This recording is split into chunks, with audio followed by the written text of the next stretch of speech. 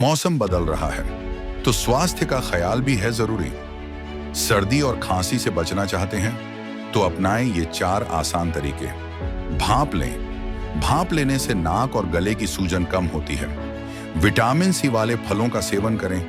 संतरा, नींबू, आंवला जैसे फल प्रतिरोधक क्षमता बढ़ाते हैं। हल्दी वाले दूध का सेवन करें। हल्दी के एंटी इन्फ्लेमेटरी और एंटीसेप्टिक गुण राहत देते हैं। तुलसी और काली मिर्च की चाय लें। इम्यूनिटी बढ़ाने और जुकाम कम करने के लिए कारगर है।